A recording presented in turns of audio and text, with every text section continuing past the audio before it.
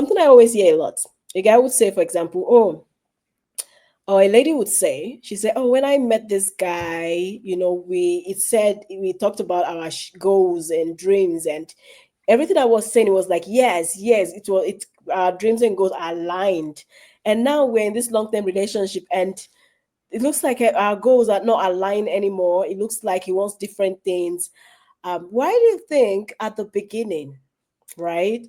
um I've heard even my friend says that before, like, oh, this guy at the beginning is like, oh my god, we are such a good match, but later on when you start facing the reality, it's like he wants different things now. Why do you think it gets to that point where the beginning is like check, check, check, and at the in between, like 2 or 3 years into the relationship, is like you guys want different things now? Why do you think it gets to that point? What do you think is the reason for that deviation in Well, it goals? could be a number of things.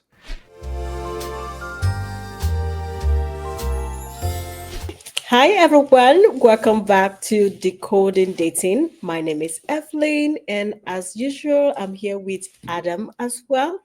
So, so my name is Evelyn, and I'm a matchmaker. I'm also, into singles event.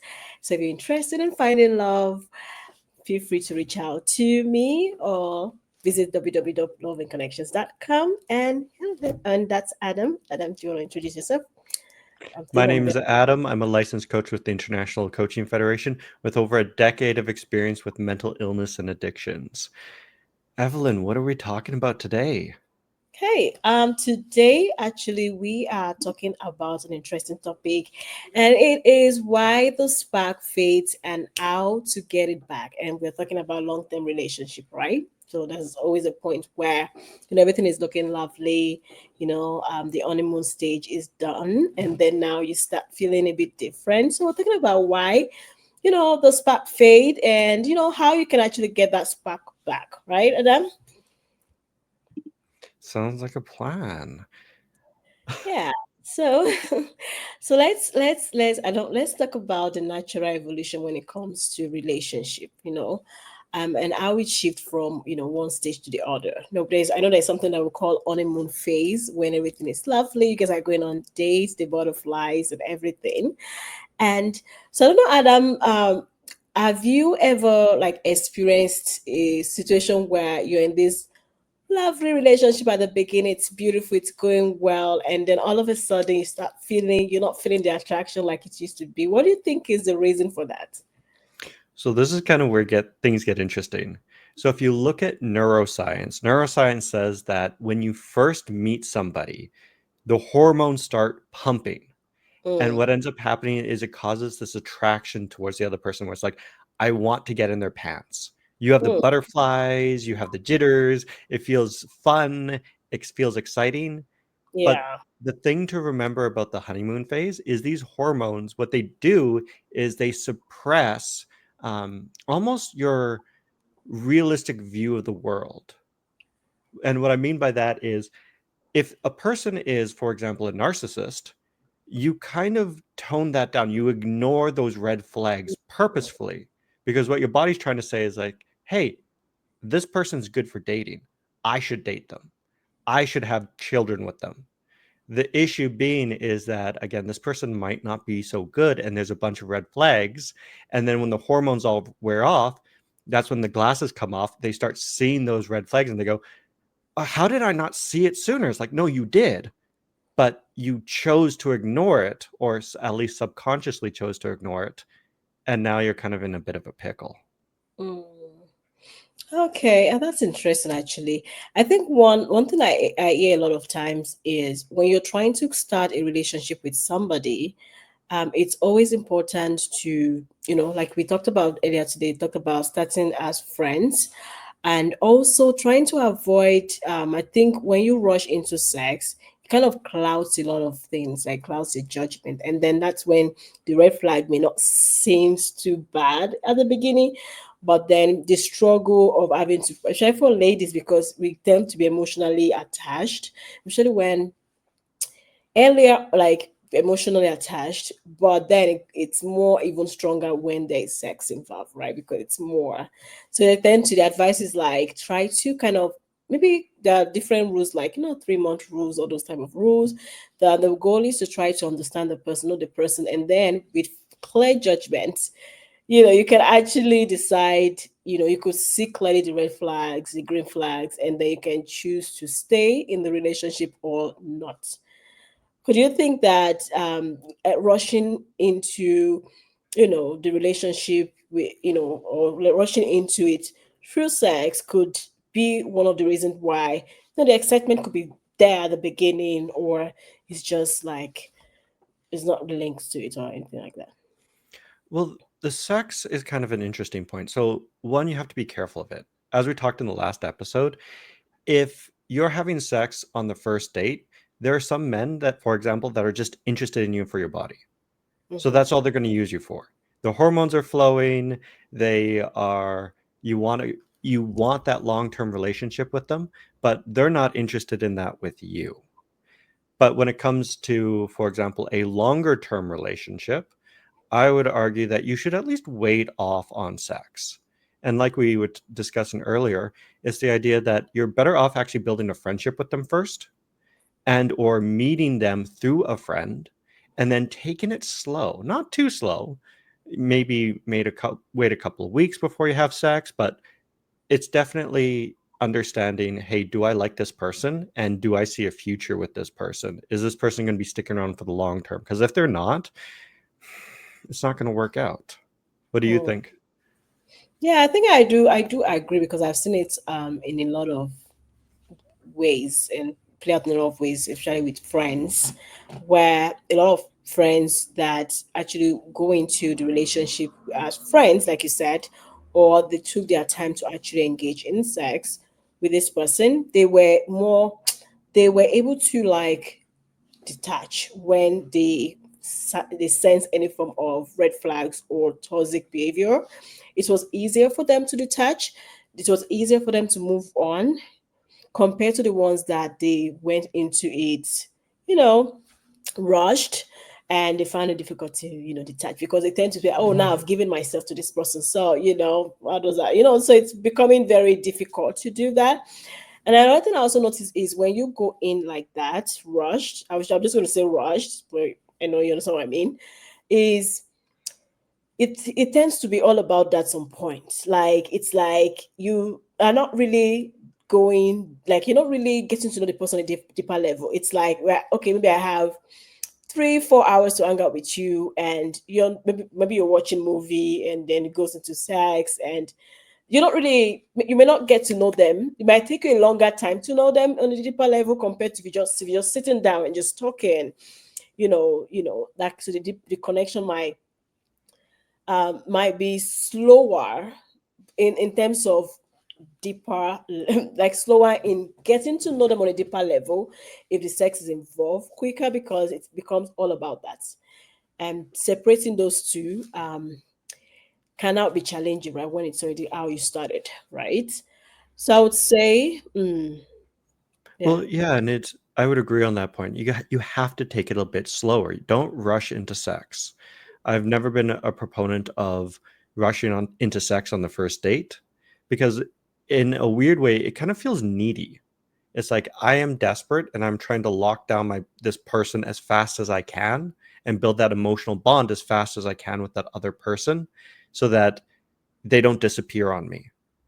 And if you're trying to build a long-term relationship, you want to learn about them on a deeper level, and you want to take the time to learn about them, because they should be interested in you, not your body.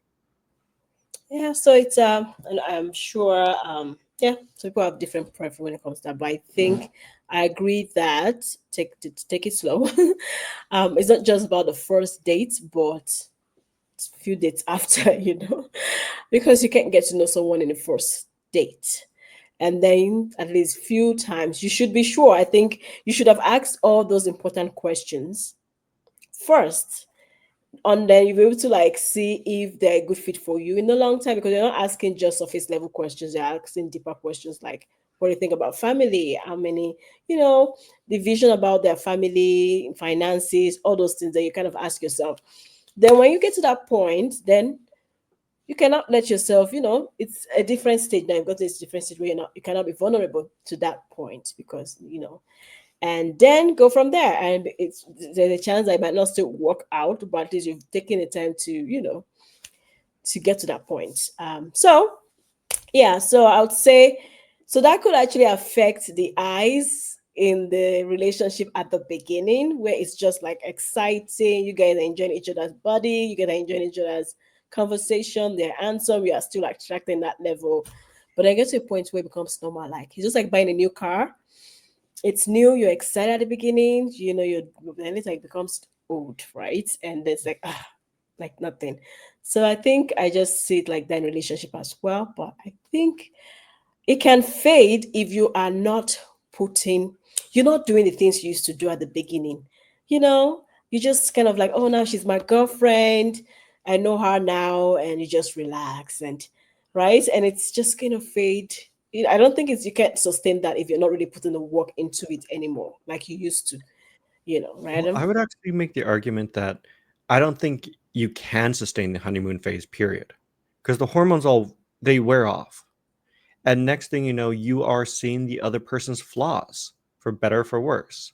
And it's like, well, I didn't notice how he blew his nose, but now I do, and I find it annoying. At first, I found it cute. And it's really that moment of when you start recognizing the other person's flaws, that's when we know we're moving out of the honeymoon stage. And the question is, what do you do at that point?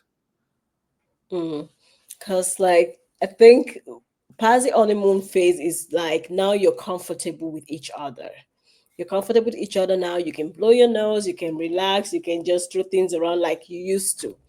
But when I say keep doing those things that, I meant that if there's something that you did to get her before, let's say maybe she liked something like fancy restaurant once in a while, or she liked gifts, or some things that is not you can still do those things, right?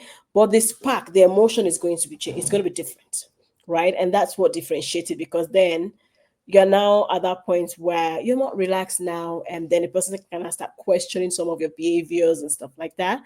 So when you get to that point, which you will get to a point, you have to get to a point where you're comfortable with each other, to the point that you can who even fart in front of their partner, and yeah, and I think you want to know that my partner is okay with me doing that, or maybe she would, you want to get to that point. But what can you do? What can you do when you get to that point? Just like I would say, um, just keep doing, just keep, just keep making the relationship new. I think at any stage in a relationship, honeymoon or not, you should be free anyway. You should be relaxed, because that's what make relationship good. Like I feel like if you start acting, for me, I believe in being real from the beginning. I don't be if what is what you see, you get. It is me now. It is me before. The other things you might know about me could be like, oh, this is my house. This is I tend to organize my space, or this is my schedule. But and I think that's why people have issues. Like on from the first date, be yourself, so that nothing is really changing in that regard to this personality wise. This is me, right? And so when I'm relaxed, that's me. At the second day you saw me, I'm relaxed at the 10th day or whatever. So there's not changes there. So then the only thing you're doing is, how did you get her to fall in love with you in the first place? It's like maybe you remember those important dates. Keep doing that. Maybe she likes this favorite coffee. Keep offering her that. Once, that kind of thing. Well, and you're actually hitting on a very important topic, which is people forget the maintenance of a relationship. And so, for example, during the honeymoon phase, the man's taking her out all the time. She's having sex with him. They're spending a lot of quality time together. They're texting each other. And then when they feel like the relationship is secured, all of a sudden they drop off. All of a Mm, sudden the sex dries up. And the things that made the relationship good at the beginning fall away, and it's like, well, now we're in a relationship, I don't have to work as hard. And it's like, no, you still do. And then, for example, in long-term dating, you're actually better off. And there comes a point in your relationship where you should start thinking about this, usually around the 2 to 3 year mark, which is scheduling sex, making sure it happens, because that's again how men bond.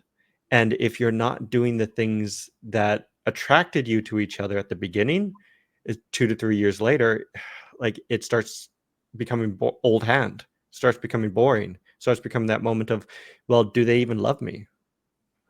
Hmm. I think I on your idea on scheduling sex. I feel like in that regard it becomes like a work.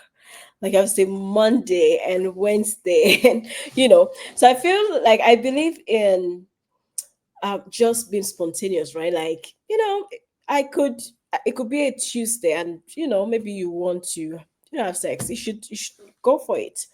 You shouldn't be like, oh no, it's Tuesday, it's Wednesday, so you have to wait.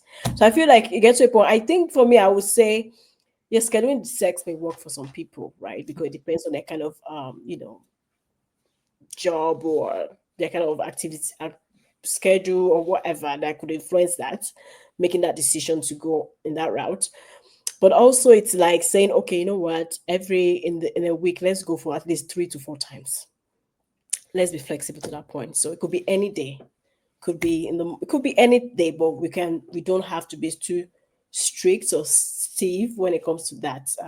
Just because emotion can just be different. It doesn't. You could be a Tuesday that you scheduled it for Tuesday, and feeling like it, right?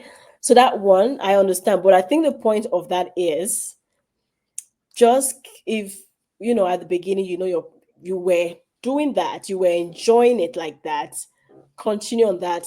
That may not be the same pace because you're not busy, but at least don't just ignore that part. And also it's not even just doing it, it's how you prepare yourself for it. So maybe you like to dress sexy or whatever.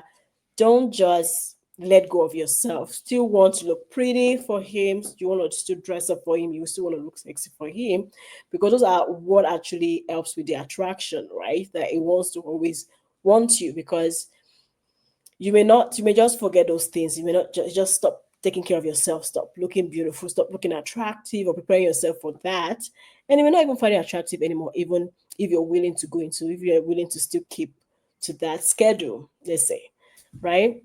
So just taking care of yourself and making yourself even as attractive as you used to be, you're gonna change. So you're gonna maybe in long term, maybe marriage, you have kids, but at least the effort is there. You're putting the effort. The body's gonna change, yes, but Well, and this is where life gets busy. In a long-term relationship, your life is going to get busy, and certain things are going to fall by the wayside. For example, just kind of bring it back a little bit to sex. I know many couples that they start having children, they're working full time, the bedroom life starts dying out when they want to be spontaneous, but it's like, hey, babe, do you want to do it? And she's like, no, sorry, I have a headache. Or, hey, do you want to get on? And he's like, no, sorry, I have all this work. And they're not quite lining up. And it's at that point, you have to start being intentional about these things. Like, mhm, if you want to schedule a date night, it's like, awesome, go get dressed up, make it a whole affair. Because I know many males complain that, hey, she doesn't dress as sexy as she used to. She doesn't mm, wear her sexy underwear. She doesn't do her hair up anymore. And it's the issue of just not doing the things that create that attraction at the beginning. It's the same thing with the guys. I hear from my females, well, he's not scheduling dates anymore. He's not texting me in the morning anymore. He's not saying, "Hey, beautiful, how you doing?" He's not smacking my ass as much anymore. And it's mm. like, you got to do these things. You have to maintain it. And sometimes you might just have to schedule it if your life is just too busy. Yeah, I do. I think I agree. Putting that in context to how your life can be so busy. And I also think that you have to share for ladies, there are things that lead to, for a woman to feel like wanting to make love to you or have sex with you. You have to set the mood. Like you can just come from nowhere and just say, it may not work for women like that. Men is different. Men are different. But Yeah. ladies, you have to have helped, maybe send her that beautiful test in the morning, or maybe from work, you just check on her, hi beautiful. When you're back home, you can help her do some dishes, or like you said, smack her butt if you want to, touch her waist, make her laugh. Those are the things that when it gets to that point, she's not even like restricted. Even if she's tired, she still wants to like please you because you've actually made her smile or made her feel beautiful, or that kind of. So those are the things that it becomes like it's not just a job. It's not just like a check on your schedule. It's more like intentional because you've made a day beautiful leading to that moment, and now she's willing to, make love to you, not just sex, because make love is different from sex, right? So yeah, so that's the thing. And so the point is just keep doing, those things that especially in different aspects, right? That makes, want to makes her feel attracted to you, or make her want you, or make her want to hang out with you. Yeah, it's crazy. It's not gonna be the same exactly, but it's gonna change because we evolve, right? But at least it's still there, that type of thing. So yeah, Well, and to add on to that point, I think in a long-term relationship, you have to be careful what you're communicating to your partner. And do not be upset when you get exactly what you ask for. I remember being in a relationship with a girl, and I used to get her flowers all the time. And she said to me, "Oh, I don't really like flowers. I take them because you give them to me." So mhm, I stopped giving her flowers. She told me she didn't like flowers. And then a few months down the line, she got upset with me. She said, "You used to bring me flowers." Like, but you told me you didn't like it. And I mm, remember working with one woman, and she was complaining that her man wasn't smacking her ass anymore. And what was happening was he used to do it a lot at the beginning because, again, he finds her very attractive. Then she didn't like it, and she said, "No, stop doing that," and kind of started reprimanding him for it. And then he stopped doing it, only for her to actually kind of want it because it made her feel sexy. So, in mhm. a weird way, they were communicating for Mm. their partner to stop doing things, but they weren't aware that they actually kind of wanted it. Okay, I think from a woman perspective, right? I understand. I do agree with what you say, but from a woman perspective, I would say, for example, let's look at the flower thing. There are a lot of women out there that don't love flowers, right? There are a lot of women that love flowers. So it's like if she says something like, I don't like flowers, maybe I just accept it because you're giving me, which is respectful for her to do that. But also, it's the fact that as you get to know her, say, okay, you could say, you could like, okay, you don't like flowers, but what is it that I like? I do this, I say, I like to send you flowers because it's a way of me showing that I love you, or I appreciate you. Is this something else you would want me to replace this flower with? That kind of communication, right? So even if you're not going to give her flowers, it's something else you're doing to kind of fit in that. Because some people maybe they like, maybe somebody give me flowers, just get me my favorite tea, or so you're replacing that gesture. But it is still a way you're still showing her that you value her, you love her, she's important to you. The situation about the spanking, like with the that action. Now the question is it the way you're doing that she doesn't like? Is it the way, is it how hard you're hitting that is making her react? Maybe you should, is a communication of, oh, the way you're doing this is really hurting me. I would prefer if you be more gentle, or you maybe you grab instead of spank, right? So it's a communication between, and it depends on how as how she would communicate it too. Like, okay, I feel a certain way. I think it's nice, but maybe you should do it more like this, gentler. Some girls would want it like hard, but for me, I think I would like it more gentle. Instead of flowers, like where I'm from, the guys, they show affection differently, and it's different for different women. Some women like flower because things are changing. People have become more modern, right? But the guys would say they'll just go to the supermarket and get her maybe we don't jewelry. I can't give my mom flowers. She won't take it. And by one of our bed, I was like, I gave her flowers. She was like, please send me money instead. Like, just give me some money in the envelope. You know what I'm saying? So that is our own love language, or the way she is not flowers. So it's like just understanding them that okay, she's not a flower person, but maybe she is She will appreciate me just buying like a smart jewelry or a nice, okay, I was just going to the store and whatever. Is you called and say, babe, I saw this nice jacket. What do you think? And you do a video call like, oh, I like it. Can you get me? You know, that's what she likes. So yeah, I think that is the way she communicates it. And also, even if they don't communicate it exactly like that, is you asking, okay, when I spank you, I feel excited as a man. But what do you think if she doesn't like it? Is it the way I spank you, or is it something else that you want me to do that make you feel sexy or loved or blah blah?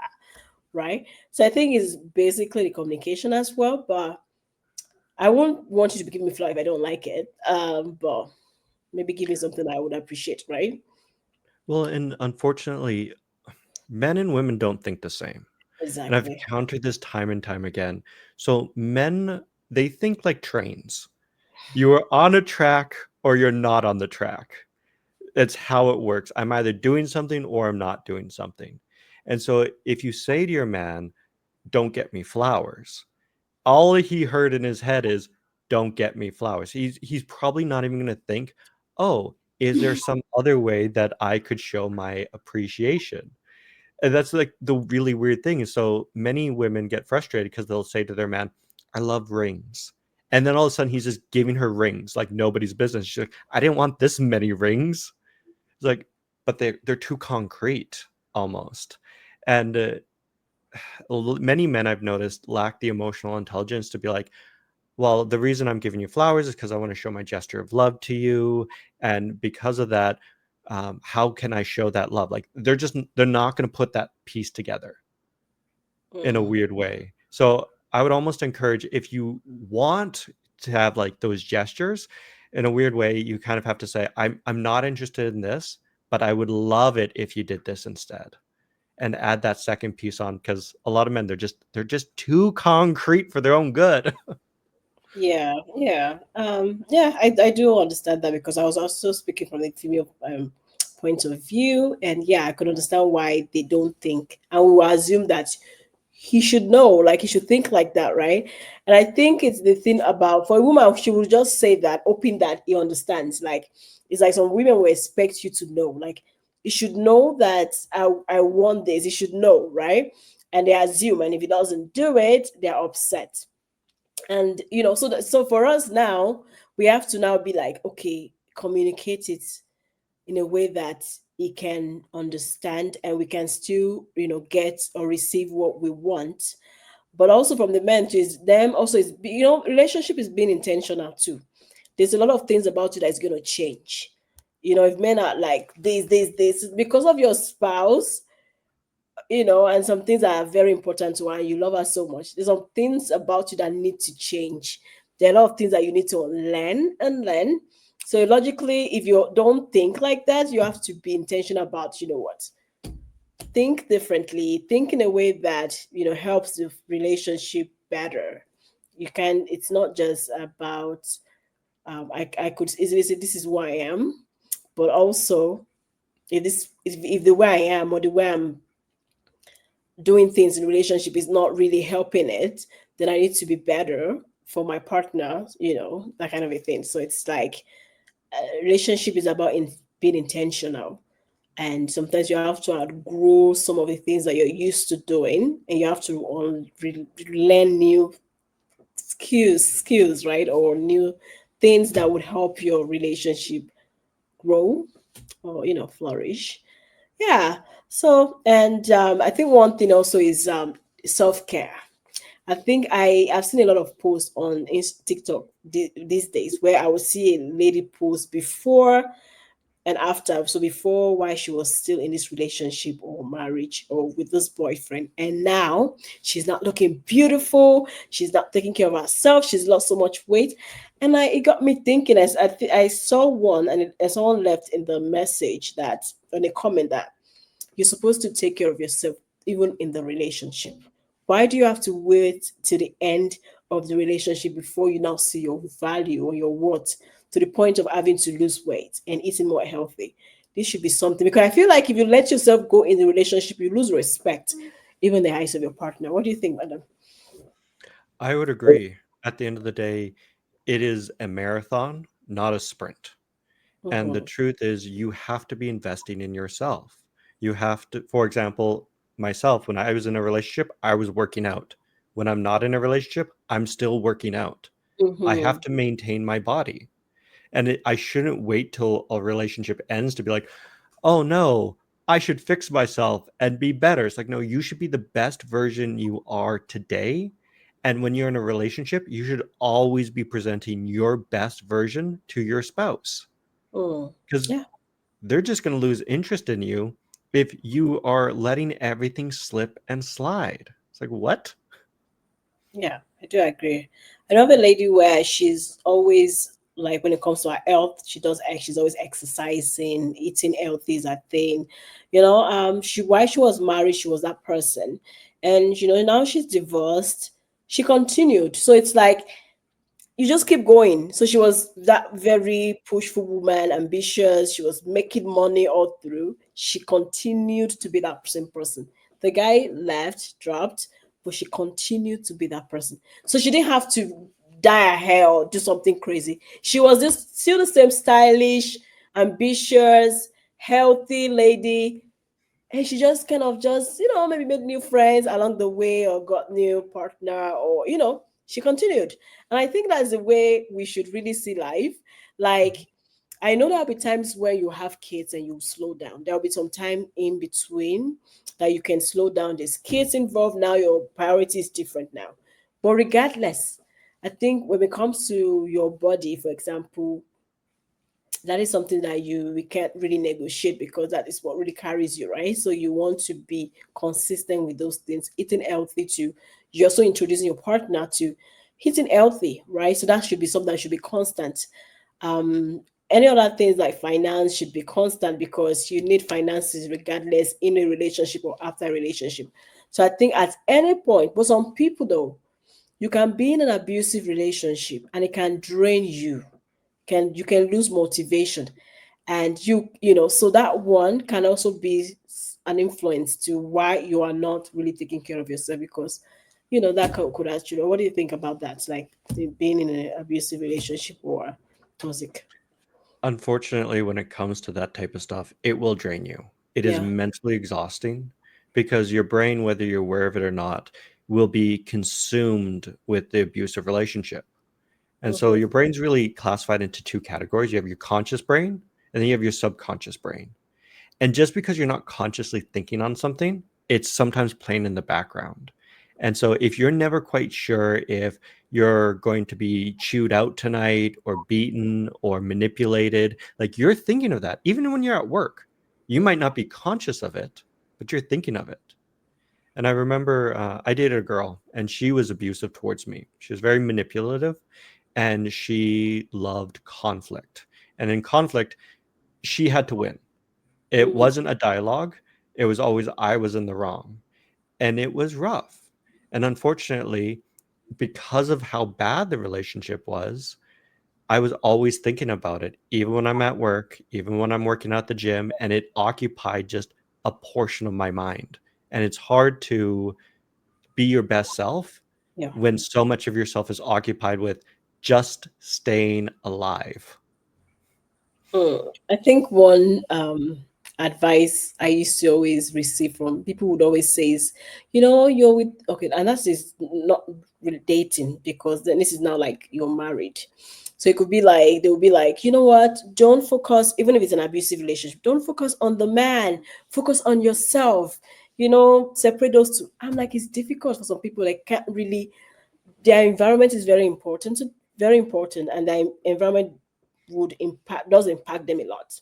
So if their environment is very toxic and unhealthy, there's no way they can move forward. It's difficult for them to separate those two. And that's the thing about you saying you're always constantly thinking about it, is always occupying your mind, is affecting your work, is affecting your social life. And that could actually influence the way you see yourself, the way you care for yourself.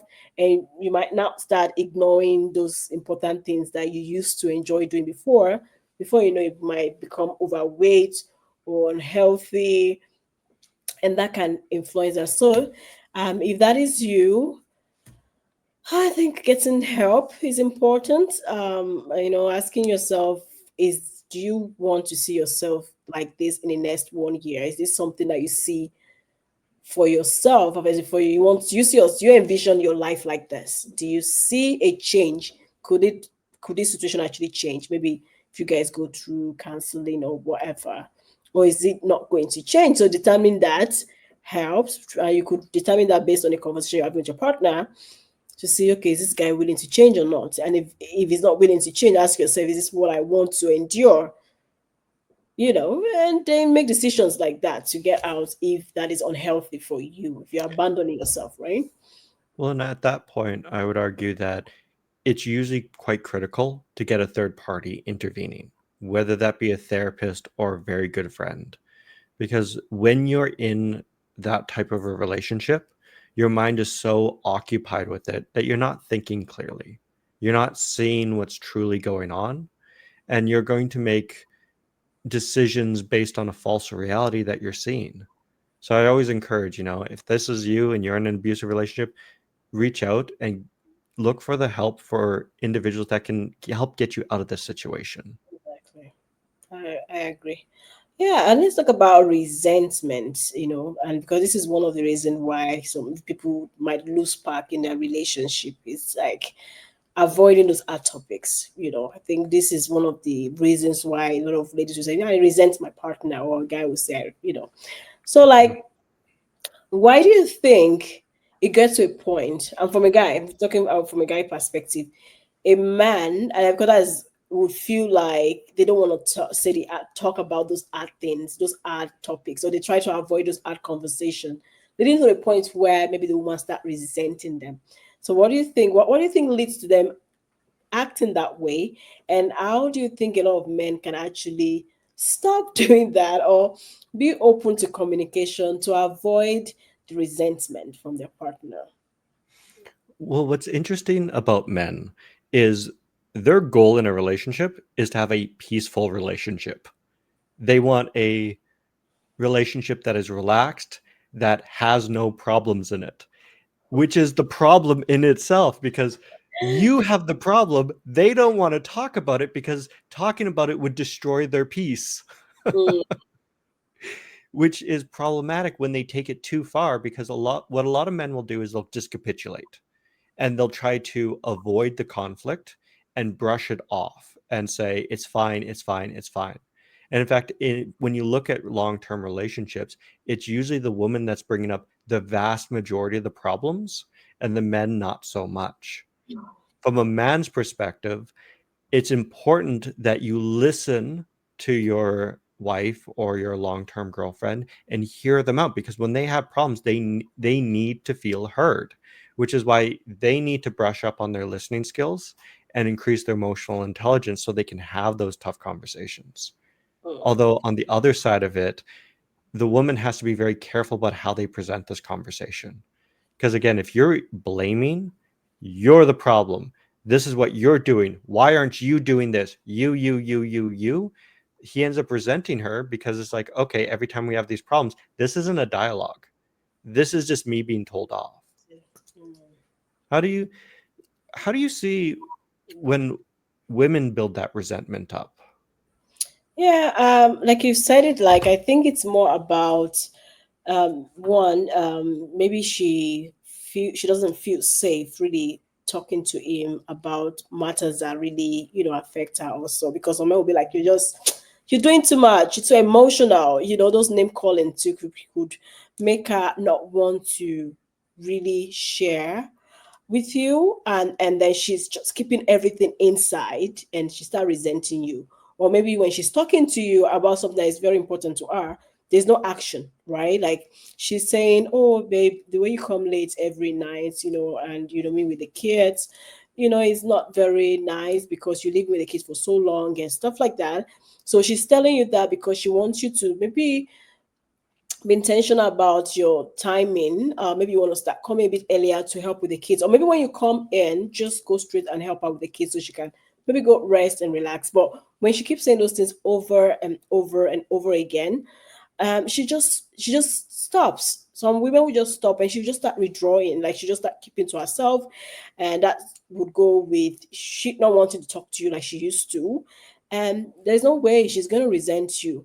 I know it's you say they may want peace, and so they may try to avoid conflict because maybe they're trying to just have a peaceful evening.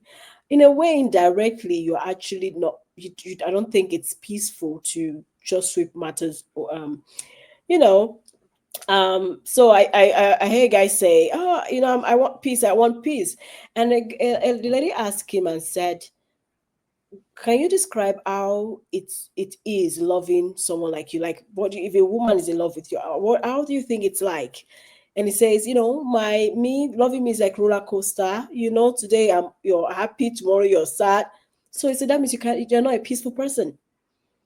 So you're not a peaceful person. If loving you it's like that, then you're not a peaceful person to start with. So a lot of people just throw the word peace, peace, peace.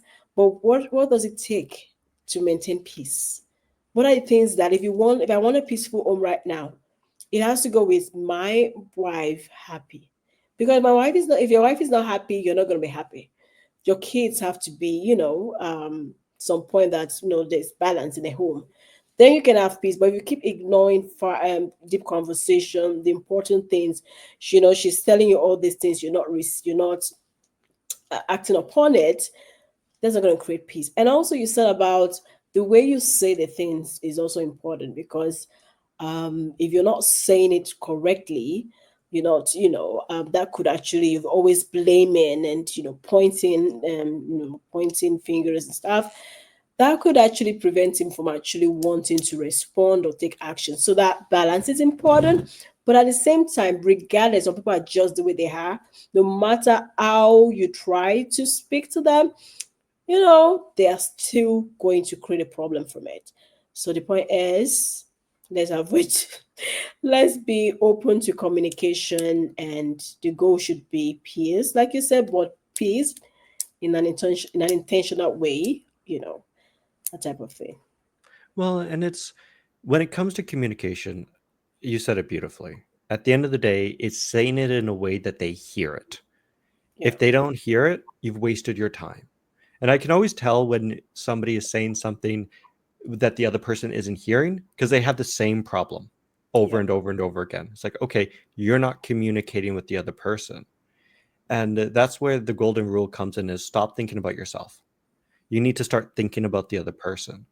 So as the man, my job is stop thinking about myself and think about it from the woman's perspective and say, okay, she feels that this is a conflict. I don't feel like it's a conflict, but she may want to talk about it. So I need to seek to understand it. Even though the truth is, for many men, they're just not going to get it. For example, safety. Safety is very big for women. For men, it's not. We don't care. I've had to work very hard to understand that women do care about safety, but I still don't really get it because I'm not a woman. And it's the same thing from the female perspective.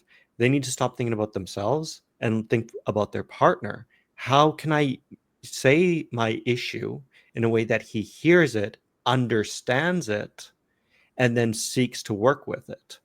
And that's the golden rule. Because I yeah. usually find the biggest issue is I have a problem, so I want to talk about it in a way that makes sense to me, so then I get the answer that I'm looking for. Which, if you go in with that, it's not going to work. Yeah, I think I do like that because we should understand that men and women are different and they receive information differently. And understanding that before the conversation helps because, sometimes maybe you could say it because the thing is, a woman, you could say it from a woman perspective or whatever, but then you could actually ask him to see if he understands what you're saying. And maybe when he says how he receives it, then you can now try to clarify what you're trying to say and that type of thing. Yeah, so I do agree. So like there's something I always hear a lot. A guy would say, for example, or a lady would say, she said, oh, when I met this guy, we talked about our goals and dreams, and everything I was saying, it was like, yes, yes, our dreams and goals are aligned. And now we're in this long-term relationship, and it looks like our goals are not aligned anymore. It looks like he wants different things. Why do you think at the beginning, right? Um, I've heard even my friend says that before, like, oh, this guy at the beginning is like, oh my god, we are such a good match, but later on, when you start facing the reality, It's like he wants different things now. Why do you think it gets to that point where the beginning is like check, check, check, and at the in between like 2 or 3 years into the relationship is like they, you guys want different things now? Why do you think it gets to that point? What do you think is the reason for that deviation in Well, it goals? could be a number of things. The first and foremost is for dating for a man is very hard out there. If you get one match a week on a dating app, you're a good looking guy. And so if Yeah. you're getting one match, typically that guy is going to put in a ton of energy into that relationship to try to secure the dating. And unfortunately, in that process, sometimes there it's not so much lying as they're desperate for a relationship. So they want to say what you'll want to hear to kind of secure that mating prospect. But then down the line, they're like, well, no, I don't really want that. Or what might be happening is some things have happened in the relationship and they originally wanted that, but because of your history with them together, all of a sudden it changes. For example, for myself, again, this girl that was abusive, when I first started dating her, I was going to get married. We were going to have a house. We were going to travel together. But then as the relationship wore on, unfortunately, my goals started changing. It's like, well, I do I really want a house with this person? Do I really want to go on vacation with this person? Or should I start shifting gears a little bit and start looking after myself and start pursuing some other things? Mm. Okay. I do see that, which is very interesting. The point about you saying at the beginning because you're trying to secure this relationship, then you tend to just say things that she wants to hear. I think that's already a disaster. You're already preparing because it's like the foundation already is built on lies and deceit, right? And unfortunately when she sees your real person or your real you, she's disappointed because that's not what she was attracted to at the beginning. So you've sold her like fake dream. So I think that one is never a good thing. So at the end of the day, you're trying to secure somebody, you're losing the person actually, because when she finds out that this is not what she wants or you've lied, it's gonna be she's just gonna leave, because it's not nice. So I would say if you're trying to attract a girl, please be real. I always, I'm, I'm always a fan of being yourself from the beginning. I don't know, because when you yourself from the beginning, you tend to just it's easy. You tend to attract even better people, quality people, because if someone doesn't like you, they go, and you're kind of filtering the crazy people out already. Because if I'm me, if I laugh the way I laugh, and you'd be like, oh, I don't like the way she laughs, she's too loud, please just leave. You know what I'm saying? So it's being real at the beginning helps. So please, it doesn't it never works when you try to just fool people and try to get them to like you or whatever. It doesn't last. I understand the other one where you may have a goal to marry this person or spend your life with this person, and it can change based on how your relationship has also change. If it's not longer loving, it's just like you lying to someone, and I start showing yourself, and now she's not attracted to that anymore. And even if she wants to marry, she felt like this guy would be a good husband for me, she'll start saying, "Oh, this guy can't be that person for me. I don't think I wanna spend my life with him," and she can start now looking somewhere else. So that would I could understand why that goal would change. Or maybe you guys are just fighting, you're not just on the same page all the time. You can't just you can't just agree on anything. It's always a conflict. That way, even if you guys have a goal, you can't achieve it because you're always divided, right? Yeah, so I do find that interesting actually. Um, yeah, Well, and when it comes to goals, like in a long-term relationship, your goals are going to change. yeah. And what I typically see at the very beginning of dating, we have life goals, but they're tick boxes that we have to have. They're ingrained in stone. This is what we're looking for. When we're dating, however, because we're working with somebody else, you're only now 50% of the problem. They're the other 50%. And so it's not about your goals anymore. It's about your goals and their goals. And sometimes the question becomes, okay, which one of my goals are truly important? Is marriage truly important to me? And for example, I've seen in couples couples relationships where they want to get married, but then one of them gets laid off and they really can't afford it. And so then they have to talk about it, and it comes back to communication, to sit down and understand not only your viewpoint but their viewpoint, and to meet somewhere in the middle, as long as you want to continue to maintain the relationship. Yeah, I do agree. I do agree with that very much. So yeah, I think yeah, like when it gets to partnership, you have to have shared goals, and you have to work together to to reach that goals. Or it's not about you anymore. I do agree with that.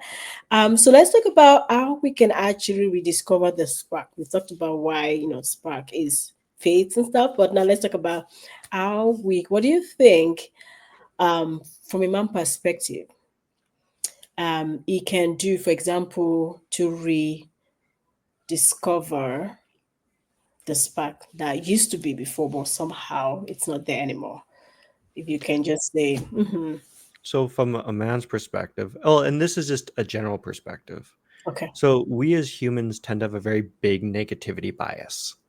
We tend to put a heavier emphasis on the negative than we do the positive, which is why the qualities of a partner that irks us so much are so important. And it's almost even more important at that point to start learning to see the positives in your partner. So, for example, I often hear men say, "Oh, she's such a nag. All she does is tell me all the time how wrong I am, all the how I'm lazy. I just sit around the house, da da da." It's like, okay, but what do you like about her? And there's something to be like, uh, it's like at that point, you should start being intentional about that. yeah, Start either giving her compliments about the things that you like, or starting a positivity journal around your spouse. What do you like about them? Because if you have nothing that you can like about them, this does not bode well for you. I do agree. I do agree. I say sometimes people would say sometimes the way your partner treats you is a reflection of themselves.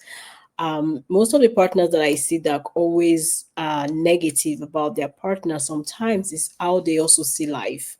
They see them like they see life through that lens, that negative lens, and like I said, you can't really love someone unless you love yourself truly. Like you love yourself first, truly, and more like it's an overflow, right? You're giving out.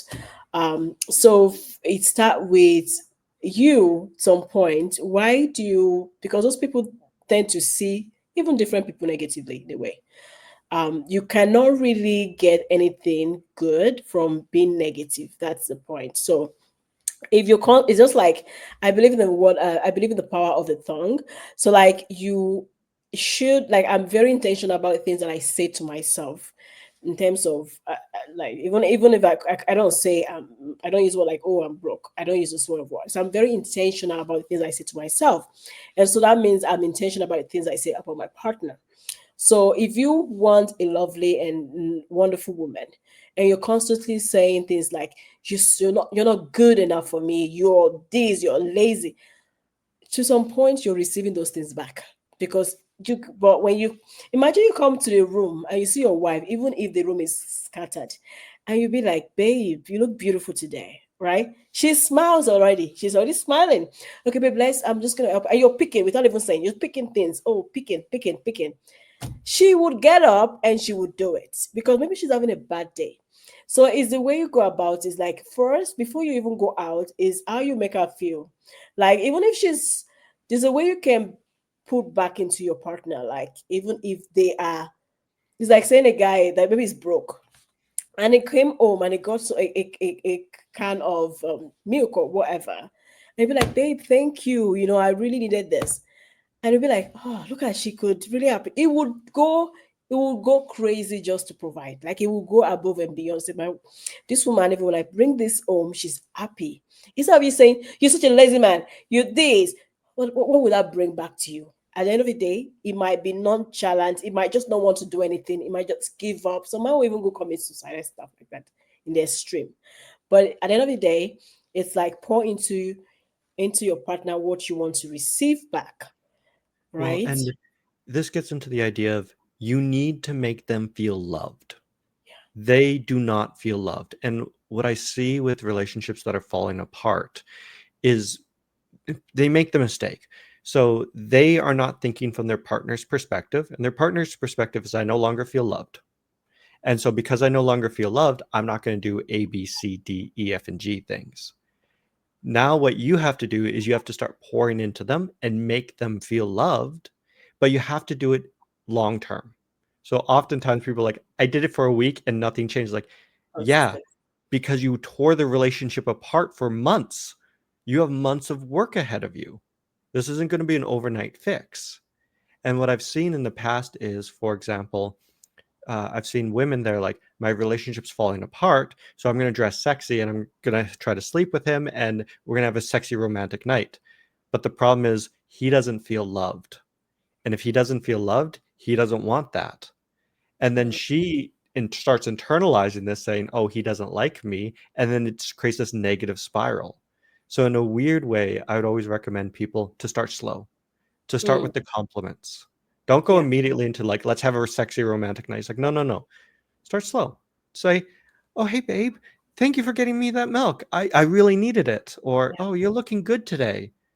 The small compliments that they want to hear, not what you want to say, what they want to hear about themselves to start feeling loved. And then we can work our way up to maybe going on dates, Mm. having open dialogue. Yeah, I do like it. And back growing up, you see a lot of women, maybe they want to ask something from their husband, they want to ask him to pay for maybe dress or money. They want money for something.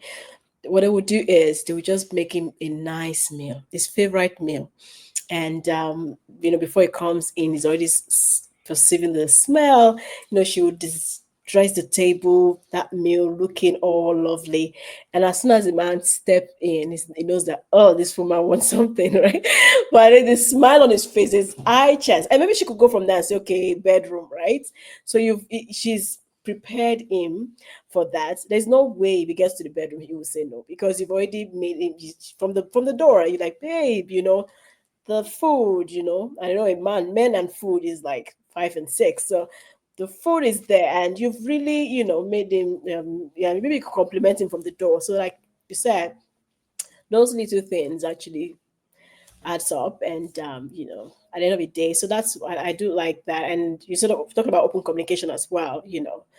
Maybe going back and seeing how you communicate into each other, and looking at how you guys can, if you maybe create boundaries around it in terms of the things you guys should say to each other and things that you should not say to each other, how you guys can resolve conflicts, stuff like that. So those open communication and actually listening.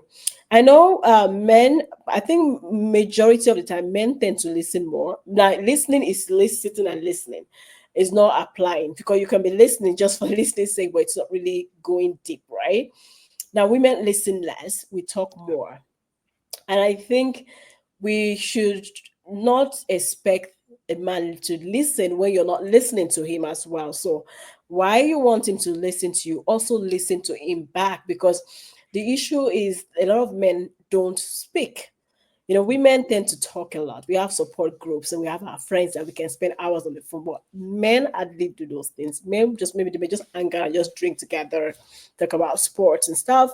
But now, the woman could be the safe space for that man to want to say, talk about work or talk about things. So, is also as a woman, listen to him talk about work, listen to him talk about the things that bothers him, and don't make him safe enough to be vulnerable to you.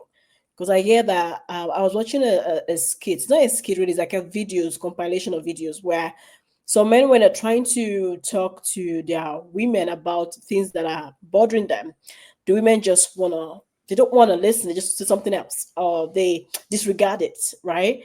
And that way they tend to say, my man doesn't talk to me anymore, he doesn't want to say this to me anymore. Maybe it's how you receive those things, like let him talk and listen. So we need to, for the women, I think we need to also listen if we want them to listen. and not just listen to apply. At least just listen and sit down, because sometimes we can't do anything about it, right? Like, but listen and be that. Okay, check in on him and say, oh, babe, last yesterday you spoke to me about this. How are you feeling today? Are you feeling better? Are you okay?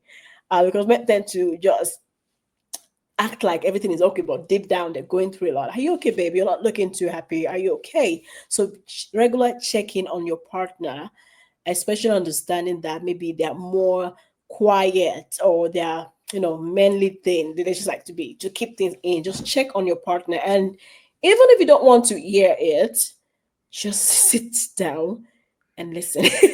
Right? Well, and this is where, like, if you would like your relationship to get better, it's going to be very uncomfortable because you should sit down and be very critical of your behavior and what you are doing.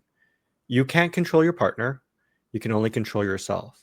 And one of the things I see is, again, women are phenomenal at talking. They're terrible listeners.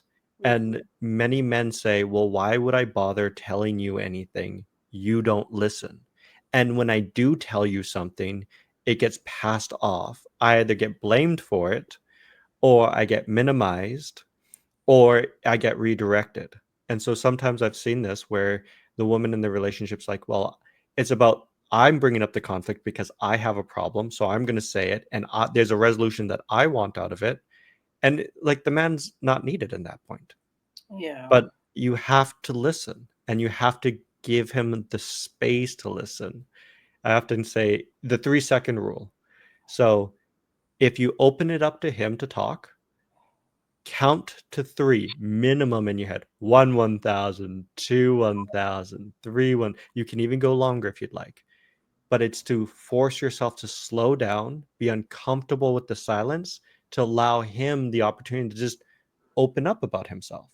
And Yeah. especially if you've been like shutting him down continuously for maybe a couple of years now, it's going to take a lot for him to open up. There's a lot of damage that has to be fixed and mended. Not impossible, is just going to take some time, and it's going to, because it's not just a one-off. It's like, oh, she let me speak now. It's like, no, you have to be consistent on this now. That's correct. I do accept that. I think that's correct. I think one thing I would say is being realistic to the fact that relationship, it's gonna change. It's gonna be a time where it's exciting. You guys are young and you guys have all the time, and it's gonna be a time when you guys are now busy. You guys are trying to achieve a goal, and which means you guys have less time, less date nights. And there's gonna be a time where you guys are just gonna be quiet. You may not even like each other as much, but there is this phase. It's a phase. And I hear a lot of people say, oh, I left my partner because, well, I don't feel loved, or the spark is no longer there. The truth is, I feel like there's no way, even when we talk to our parents why they're still together, 50 years, 30 years, 40 years, it's not always the same. It's life, even life.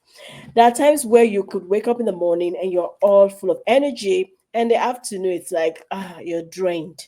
And so that's like relationships on point. There are times where it's boring. You guys are just sitting down watching movie all day. To sometimes you get one of the sports. So that understanding the dynamic in a relationship helps you not to just get out when it is starting to be boring. It may not really feel that love isn't there anymore, the spark isn't there. It's just that it's just a phase. And maybe the next week you guys could be up again. So it's just understanding that there's gonna be up and down, but understand that dynamic. Maybe you guys can communicate to, babe, what's going on, but be very intentional about making things work, especially if it's something that is not a problem, right? Some things are just part of life. So understand that it's gonna change. It's gonna be honeymoon. It's gonna be boring. It's gonna be different. It's gonna be different dynamics in the marriage or in a relationship. That's the life. So don't just opt out when it's becoming boring, because boring can be healthy, right? So that one. And I think the issue also is, at the beginning, a lot of people go into relationship accepting things that they know that long term they're not comfortable with. It's like you want to change yourself so much for that person that you can start resenting the person later on. Like, maybe your faith, you want to change that. You want to change your friends. You want to change your activities, the things that you used to cherish and love. You want to change that so much because you want to tend to fit into this person's world. And the person is not even changing their world, but you're the one always changing, changing, changing, and you're losing yourself. There is no way in the long run. It's you can't sustain that, right? What do you think about that? Yeah, because at the end of the day, you need to be accepted for who you are. I Exactly. cannot tell you how many times I've had friends that are like, Adam, you'd love this girl. She's great. I know she's very overweight. I know she has nothing going on in her career. She stays at home all day. She doesn't have any hobbies, but you can change her. You can help her out. And I sit there and go, that is no basis of a relationship. I should be accepting them 100%. And the truth is, when it comes to your relationship, you need to choose your partner all the time.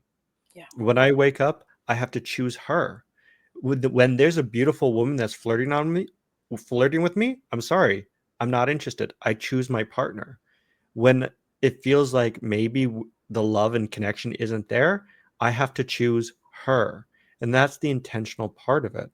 I've been Yeah. in many relationships where I recognize things aren't going well and they're rough, but I chose them and I decided to sit and try to make it work.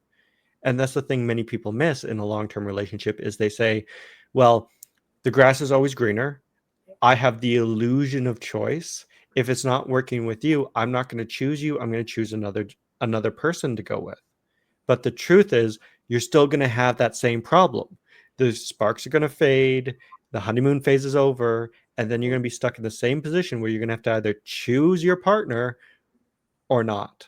And if you want a successful relationship, you must always be choosing your partner, no matter how hard it is.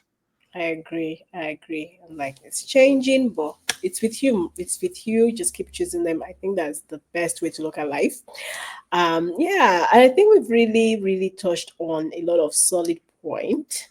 What do you think, Adam? Did we touch on, you know, I think this is a great start for anybody who's interested in just getting that spark back. And I know if they have any questions or concerns, you can reach out to Evelyn or myself, and we'll be more than happy to help you out. yeah, so if you're out there and you're still struggling in your relationship in terms of the spark, like we've said a lot today, it's going to be up and down sometimes, but it's good to ask yourself questions or communicate with your partner and see how if you can actually build up the spark, rediscover that spark, or sometimes you may not be able to do that, and maybe it's just your sign to say, okay, maybe it is time to move on. But before you choose to move on, be intentional about talking, doing all you can to see if you can actually rediscover that spark, or and if there's that it's possible to do that or not. And so yeah, so we hope that we'll be able to answer, share our own experiences and answer the question, some of your questions or doubt. And please, if you have any comments or anything that you would like to share that we missed, or maybe you want to talk about a different topic anytime, just leave it in the comment section as well. So, hello.